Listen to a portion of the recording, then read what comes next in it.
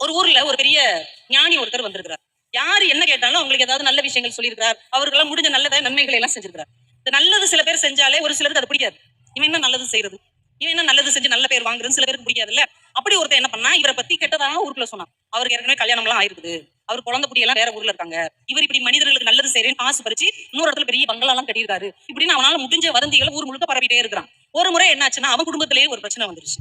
இந்த பெரியவர் வந்து அதை தீர்த்து கொடுத்துட்டார். இப்ப அவனுக்கு ரொம்ப உறுத்திருச்சு. சரி, நம்ம இவரை பத்தி எவ்வளவு எல்லாம் குரலி ஊர்ல கிளப்பணும், அதனால இவர் நமக்கு நல்லது செஞ்சுட்டாரே, மனுஷனா இருந்தா அவரை மன்னிப்பு கேட்டுறணும் அப்படின்ட்டு அவரை போய் தனியா பார்த்து, ஐயா நீங்க உண்மையிலே நல்லவரு, ஆனா நான் அதை புரிஞ்சுக்காம உங்களை பத்தி நிறைய தப்பு தப்பா ஊரெல்லாம் சொல்லிட்டேன். இந்த ஊர்ல மட்டும் இல்ல, பக்கத்து ஊர்ல எல்லாம் போய் சொல்லிட்டேன். பரவாயில்ல, அதனால ஒண்ணும் இல்லை.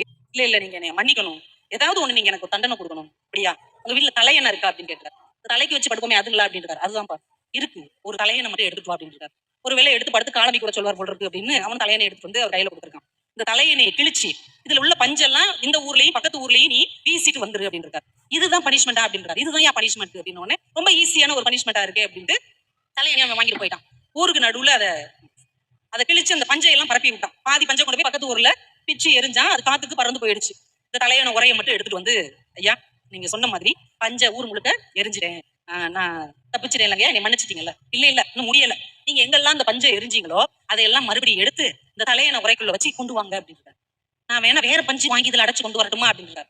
இல்ல இல்ல, அதே பஞ்சை அதே இடத்துல இருந்து எடுத்துட்டு வாங்க. அது எப்படிங்க முடியும், இல்ல முடிக்க போங்க அப்படின்றாரு. இவரும் ஊருக்குள்ள போய் பார்த்திருக்காரு. எங்கேயுமே அந்த பஞ்சுடைய ஒரு துளி கூட இல்ல, அது எங்கேயோ காத்துல பறந்துருச்சு. வெறும் தலையணை உரையோட வருத்தத்தோட வந்து சொல்லிக்கிறார், அது எங்க போச்சுன்னு தெரியலங்க, அதை என்னால திரும்ப பெற முடியல.